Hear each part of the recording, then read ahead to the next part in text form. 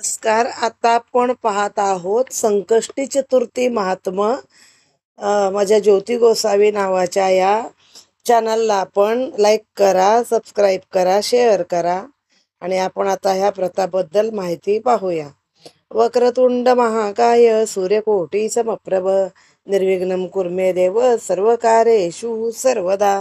नेत्री दोन हिरे प्रकाश पसरे अत्यंत ते साजिरे. माथा शेंदूर पाजरे वरीवरे दुर्वांकुराचे तुरे. माझे चित्त विरे मनोरथ पुरे देखो निचिंता हरे. गोसावी सुत वासुदेव कविजे त्या मोरयाला स्मरे. मोरया मोरया मी बाळताने तुझीच सेवा करू काय जाणे. अन्याय माझे कोट्यान कोटी मोरेश्वरा बा तू घाल पोटी. श्री गणेशाय नमः. ओम नमो श्री गजवदना गणराया गौरी नंदना. विघ्नेशा भवभयहरणा नमन माझे साष्टांगी. नंतर नमिली सरस्वती जगन्माता भगवती. ब्रह्मकुमारी विणावती विद्यादात्री विश्वाची. नमन तैसे गुरुवर्या सुखनिदान सद्गुरुराया. स्मरुणी त्या पवित्र पाया चित्तशुद्धी दाहली. थोर ऋषी मुनी संतजन बुधगण आणि सज्जन. करुणी तयासी नमन ग्रंथरचना आरंभिली. संकष्ट चतुर्थीचे व्रत महान त्वरित फलदायी आहे म्हणून. श्रद्धाळू नर नारी जन आचरती ते सर्वदा. हे व्रत आहे गणेशाचे पुण्यदायक महत्वाचे. जे जे आचरती तयांचे सकल कल्याण होत असे. शुभ कार्यारंभी गणेश पूजन ही प्रथा आहे अर्थपूर्ण. सुखकर्ता विघ्नहर्ता म्हणून गणपती आहे प्रसिद्ध. ऋग्वेद संबोधी गणेशाते गणानात वाहम गणपते. कारण प्रत्यक्ष परब्रह्म ते देवदेवताही वंदिती. त्वं प्रत्यक्षम ब्रह्मासी असे म्हटले श्री गणेश अथर्व शीर्षी. आपणही त्या गणपतीसी मनोभावे वंदूया. प्रथम शंकरांनी काही दिवस व्रत केले कृष्ण चतुर्थीस. तेव्हा झाला त्रिपुराचा नाश प्रभाव ऐसा व्रताचा. सिद्धी मिळावया कारणे व्रत हे केले षडानने. सीता शुद्धीस्तव मारुतीने हेच व्रत केले होते. शबरासुर नाशासाठी कृष्णाने. अमृत प्राप्तीच्या सामर्थ्यासाठी गरुडाने. गंगा प्राप्तीसाठी गौतमाने पाळिले होते हे व्रत. संकष्ट चतुर्थीचे प्रभावी व्रत माहीत झाले प्रथम स्वर्गात. तेथून आले भूलोकात आणि प्रसिद्ध झाले. याची कथा अतिसुरस श्रीकृष्णाने कथन केली धर्मास.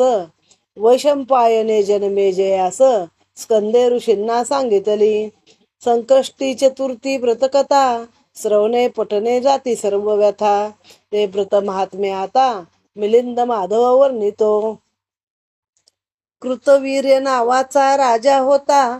त्याला एकही पुत्र नव्हता. म्हणून एकदा त्याचा पिता गेला ब्रह्मलोकी. तो ब्रह्मदेवासी केली प्रार्थना. सांगितली आपली विवंचना. म्हणे मागतो वरदाना. पुत्र द्यावा मम पुत्रासी. म्हणजे स्वतःच्या मुलासाठी तो ब्रह्मदेवाकडे गेला की माझ्या मुलाला मुलबाळ नाहीये तर त्याला एक पुत्र द्या. ब्रह्मदेव म्हणे तयाला त्याने शरण जावे गणपतीला. तो प्रसन्न होता तयाला सद्गुणी पुत्र होईल. कोणत्याही महिन्याची वद्य चतुर्थी तिला म्हणती संकष्ट चतुर्थी. त्या दिवशी यथाविधी यथामती गणपती घरी पुजावा. सबंध दिवस करावे उपोषण. चंद्रोदयी करावे गणपती पूजन. घेऊन चंद्राचे दर्शन पारणे मग करावे. करता ऐसे व्रत पालन होईल इच्छित पुत्र संतान. इतरही मनोरथ होतील पूर्ण इच्छिलेले लाभेल. ऐकुनी ब्रह्मदेवाचा उपदेश कृतवीर्य पिता आला ग्रहास. सर्व सांगुनी पुत्रास व्रत त्याने करविले. पुढे संकष्ट चतुर्दशी येता कृतवीर्य आचरिले त्या व्रता. पतिपत्नी उभयता केले त्याने उपोषण. चंद्रोदयाच्या शुभवेळी यथा सांग पूजा केली. मनीची इच्छा सांगितली नम्र भावे गजानना. मिष्टान्न नैवेद्य केला अर्पण. चंद्राचे केले दर्शन, गंधाक्षदा करुणे समर्पण, नंतर केले पारणे. 1 वर्ष ऐसे करता व्रत, प्रसन्न झाला तो गिरजासुत. मग त्या कृतवीर्याप्रत पुत्र प्राप्ती झाली. कार्तवीर्य त्याचे नाव नामे, देवभक्त महापराक्रमी, नीतिमान न्यायी सद्धर्मी, श्रीखंडी तयाची कीर्ती लाभली. संकष्ट चतुर्थी व्रत सुरेख, आचरिता पावतो गणनायक. या व्रताची आणखीन एक कथा आता ऐकावी. म्हणजे कार्तवीर्य नावाचा जो महाभाऊ राजा झाला, काही हरवलं तर एक त्याचा मंत्र आहे कार्तवीर्य महाभाऊ म्हणून, तो हाच राजा. आता दुसरी कथा आहे. सतराजित नामे एक यादव, सूर्य भक्ती करी सदैव. त्या तपस्येने सूर्यदेव प्रसन्न झाले तयाला. त्याने दिला मणी अलौकिक, त्याचे नाव समंतक. प्रतिदिनी तो भार एक, सुवर्ण त्याला देत असे.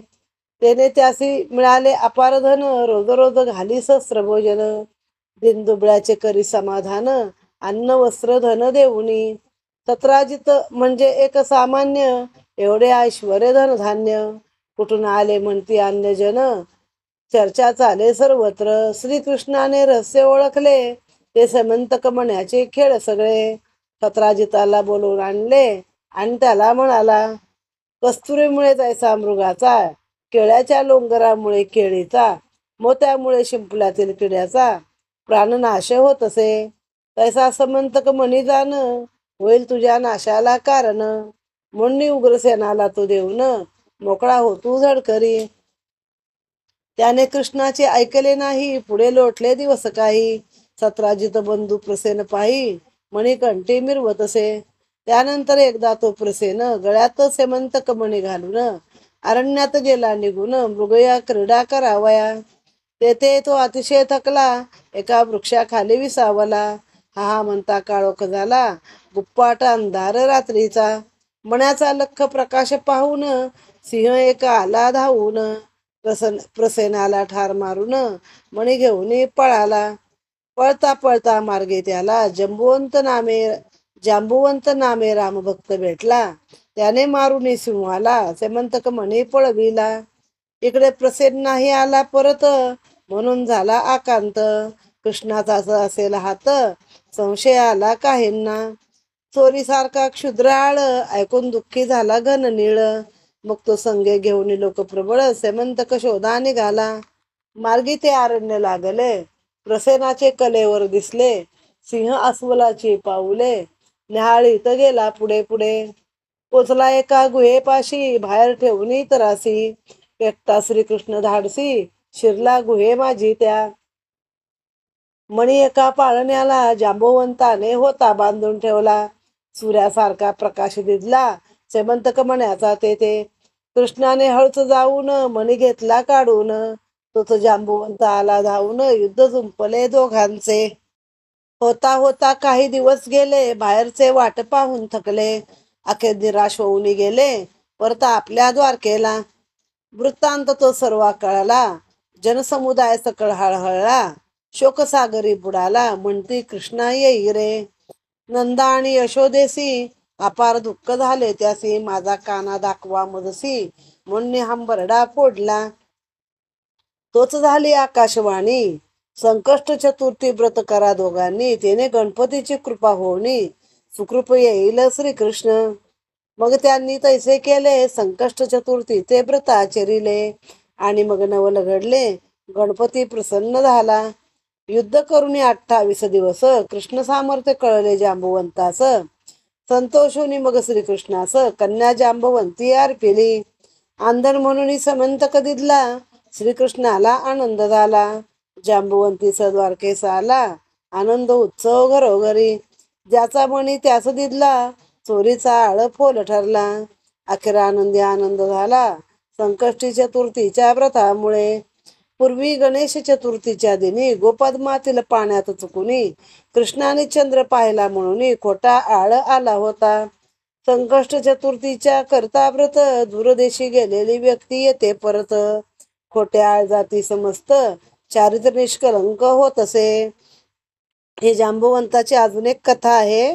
राम अवतारामध्ये जांबुवंतानं रामाला सांगितलं की माझ्याशी मल्लयुद्ध खेळणारा कोणी योद्धा अजून भेटला नाही. रामा, माझी इच्छा पूर्ण कर.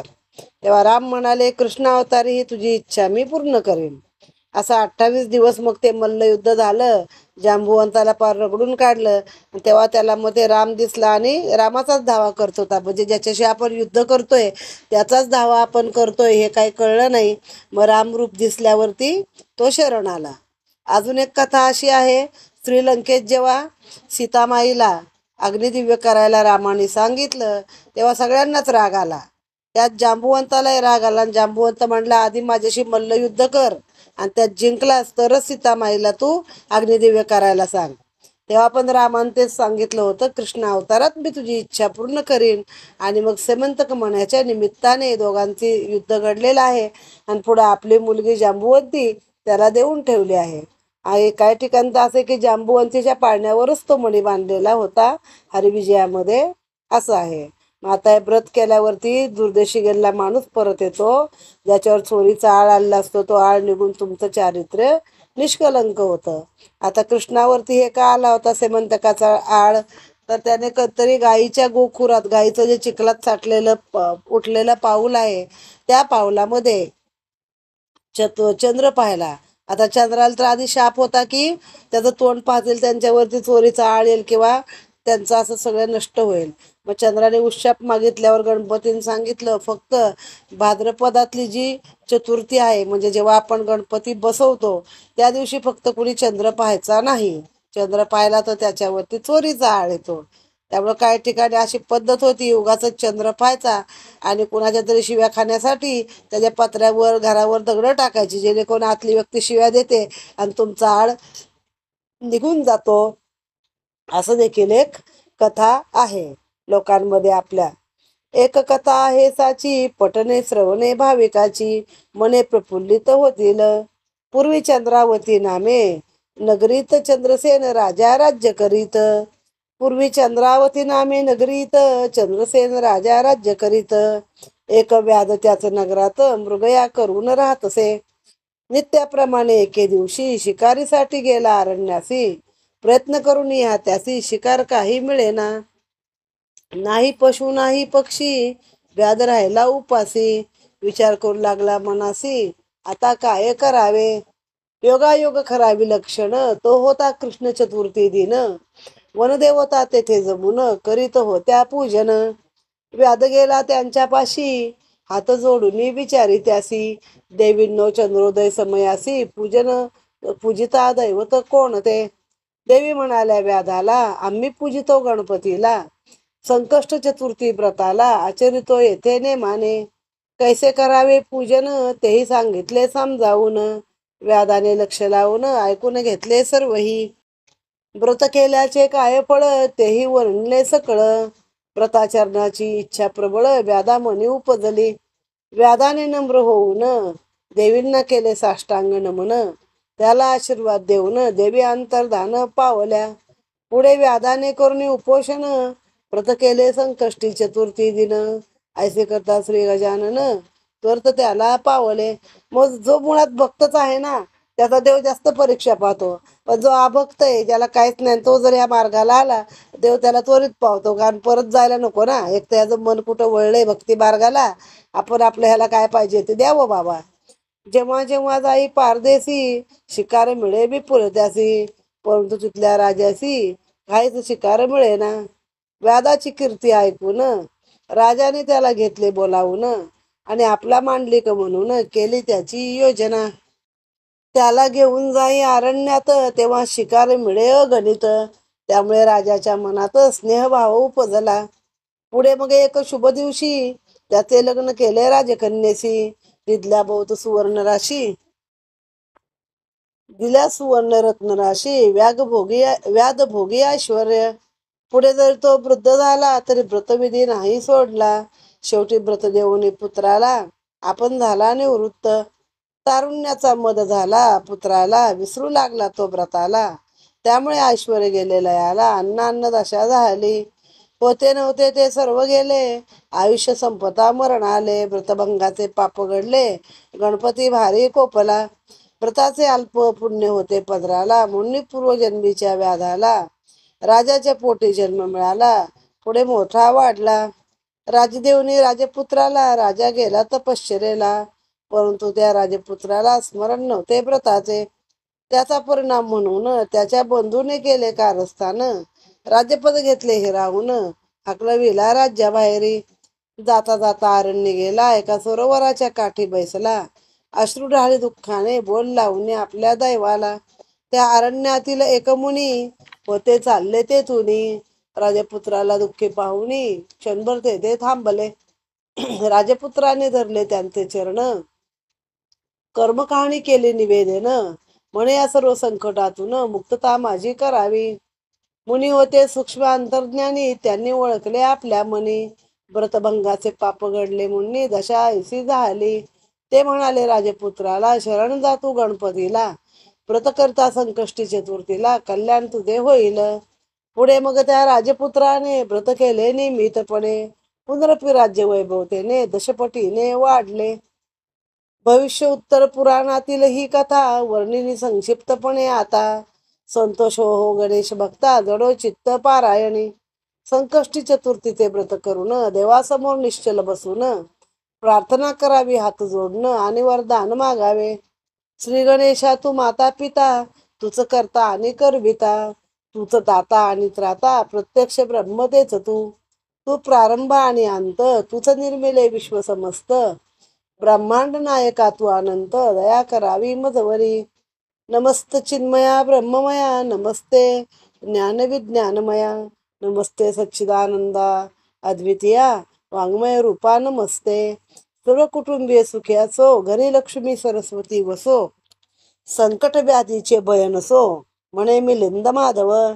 पार्वतीने हे केले व्रत, रुष्ट शंकर आले परत. संबंध झाले पूर्ववत, ऐसे महात्म व्रताचे.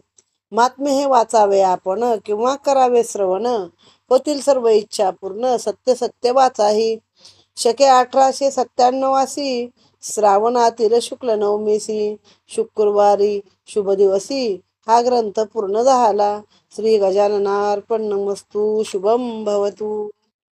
प्रणम्य शिरसा देवं गौरीपुत्रं विनायकं, भक्त्या वासं स्मरे नित्यं आयुर्कामार्थसिद्धये. प्रथमं वक्रतुण्डं च एकदन्तं द्वितीयकं, तृतीयं कृष्णपिङ्गाक्ष गजवक्रं तु चतुर्थकं, लम्बोदरं पंचमं च षष्ठमं विकटमेव च, सप्तमं विघ्नराजेन्द्रं धूम्रवर्णं तथाष्टमं, नवमं बालचन्द्रं च दशविघ्नं तु विनायकं, एकादशं गणपतिं द्वादशं तु गजाननं, द्वादशैतान्नामानि त्रिसन्ध्यायत पठेन्द्रा. न च विघ्नभयं तस्यं सर्वसिद्धिकरं प्रभो. विद्यार्थी लभते विद्या, धनार्थी लभते धनं, पुत्रार्थी लभते पुत्रं, मोक्षार्थी लभते गतिं. जपेत गणपती स्तोत्रं षड्भिमासे फलं लभेत, संवत्सरेण सिद्धिंच लभते नात्रो संशया. अष्टभ्यो ब्राह्मणेभ्यश्च लिखित्वायं समर्पयेत्, तस्य विद्या भवेत् सर्वा गणेशस्य प्रसादता. इति श्री नारद पुराणे संकट निरसन्नाम श्री गणेश स्तोत्र संपूर्णम. ओम गम गणपतये नमः.